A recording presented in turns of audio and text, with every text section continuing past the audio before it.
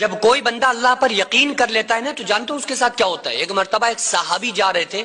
اور وہ چلتے چلتے جنگل میں پہنچ گئے، اور ایسا خطرناک جنگل کہ وہاں سے ایک شیرنی کا گزر ہوا کرتا تھا۔ تو وہاں پر ایک شخص تھا، اس نے کہا کہ بھائی یہاں پہ مت رکو، یہاں پہ مت ٹھہرو، یہاں سے کہیں دور چلے جاؤ، کیونکہ یہاں سے ایک شیرنی کا گزر ہوتا ہے، جو انسان اس کو نظر آتا ہے وہ شیرنی اسے کھا پی کے برابر کر دیتی ہے، لہٰذا آپ کی بہتری کے لیے بتا رہا ہوں کہ یہاں پہ آپ نہ رکو، ورنہ وہ شیرنی آپ کو کھا پی کے برابر کر دے گی۔ وہ صحابی تھے، کہنے لگے کہ نہیں، مجھے تو اللہ پر یقین ہے، مجھے اللہ پر توکل ہے، بھروسہ ہے، ہمیں دنیا کی کوئی طاقت نہیں ڈرا سکتی۔ تو اللہ پر ان کو توکل اور یقین اتنا تھا، اور احتیاطی تدابیر بھی ضروری ہیں، لیکن مطلب یہ کہ جب آپشن ہی نہیں ہے تو اللہ پر جب یقین ہوتا ہے تو بندے کے ساتھ ہوتا کیا ہے، یہ میں سمجھانا چاہ رہا ہوں آپ کو۔ تو وہ صحابی، نماز کا ٹائم ہوا مغرب کا، اور انہوں نے وضو کیا، وضو کرنے کے بعد اللہ اکبر کہہ کے نیت باندھ لی، اور وہ بندہ اپنے جھانک کے ایک چرچ کے اندر سے جھانک کے دیکھ رہا تھا کہ ابھی شیرنی آئے گی اور ان کا کام تمام کر دے گی،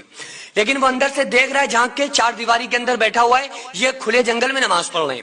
تو شیرنی آئی نا، تو جب یہ صحابی قیام میں یوں کھڑے تھے، یوں کھڑے ہوئے ہیں، تو شیرنی آگے آ کے ان کے چہرے کو تکنے لگی، چہرہ دیکھنے لگی، اور جب یہ صحابی سجدے میں گئے نا تو وہ شیرنی ان کے قدموں کو چاٹنے لگی، ان کے پیروں کو بوسہ لینے لگی۔ تو جب یہ کر کے وہ شیرنی چلی گئی، انہوں نے سلام پھیرا، وہ شخص نکل کے آیا، وہ یہودی، اور کہنے لگا کہ حضرت آپ کون ہیں؟ اور یہ شیرنی اتنی خونخوار ہے کہ اس کے ڈر سے آج تک یہاں بستی نہیں بسی، اس کی ڈر کی وجہ سے لوگ اس ادھر علاقے میں گھر مکان نہیں بناتے، اور آپ کہ یہ شیرنی آ کے آپ کے پیروں کو چوم رہی تھی، آپ کے پیروں کو چاٹ رہی تھی، چہرے کو تک رہی تھی،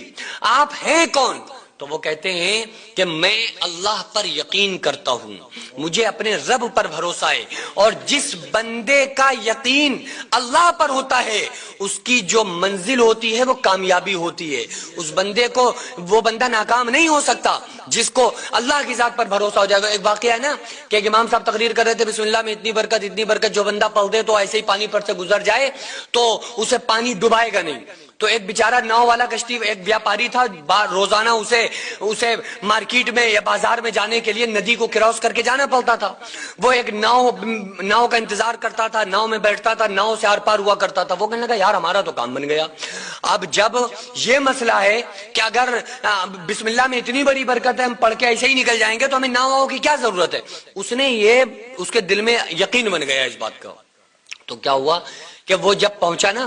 جنگل کے، وہ ہمیشہ ایسے ہی بسم اللہ پڑھتا تھا اور ندی کے پار ہو جایا کرتا تھا، بسم اللہ پڑھی چلتا چلا گیا، بسم اللہ پڑھی چلتا چلا گیا۔ تو اللہ کی مرضی ہے نا، آپ دیکھو نا موسیٰ علیہ السلام، ان کے لشکر جب پانی پر سے دریائے نیل سے نکلا، انہوں نے، موسیٰ علیہ السلام نے عصا مارا تو پانی میں اللہ نے راستے دیے کہ نہیں دیے؟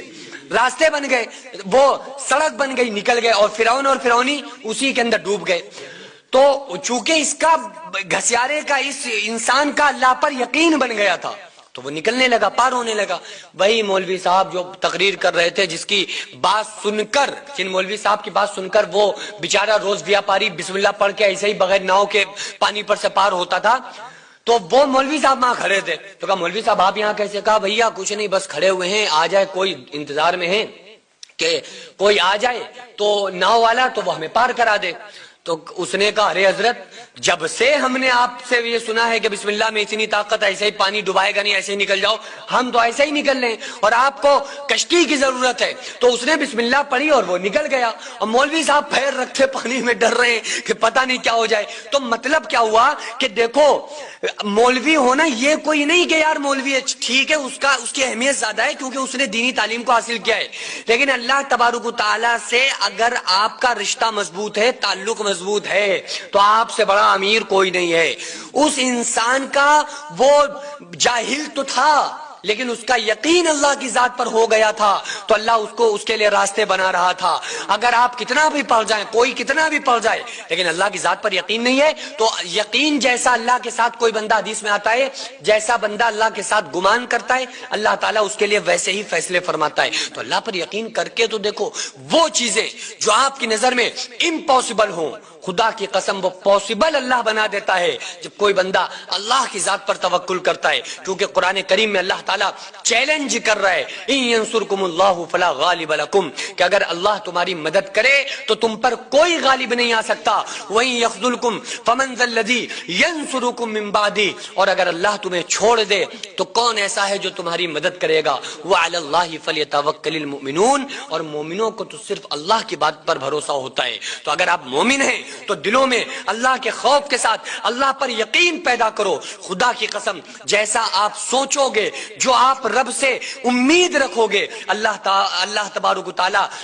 کو آپ اپنی امیدوں پر پورا پائیں گے، لیکن صرف زبانی نہیں، دل میں یقین ہونا لازم ہے، ضروری ہے۔ وہ بچے جو بھوک سے بلبلا کے سو جایا کرتے تھے، وہ مائیں جو اپنے بچوں کو جھوٹا دلاسا دے کر سلا دیا کرتی تھی، آج ایسے 100 سے زیادہ ایسے گھر ہیں جن کو ہر مہینے ہماری سوسائٹی راشن دیتی ہے، وہ بچے آرام سے کھانے کھاتے ہیں اور آپ تمام لوگوں کو دعاؤں سے نوازتے ہیں۔ 100 سے زیادہ گھروں میں راشن دینا، ان کی دوا علاج کا خیال رکھنا، ان کی سردیوں میں کپڑوں اور لحاف کا اور بستروں کا کمبل کا انتظام کرنا، آپ لوگوں کے تعاون سے ہی غریبوں کے گھر میں راشن پہنچتا ہے۔ وہ بیوہ عورتیں جن کا کوئی سہارا نہیں تھا، وہ یتیم بچے جن کو کوئی پوچھنے والا نہیں تھا، آج الحمدللہ ان کے سروں پر ہاتھ ہے، آج الحمدللہ ان کو کسی بات کی کوئی پریشانی نہیں ہے۔ یہ صرف پاسبل ہوا ہے آپ لوگوں کے تعاون سے۔ میں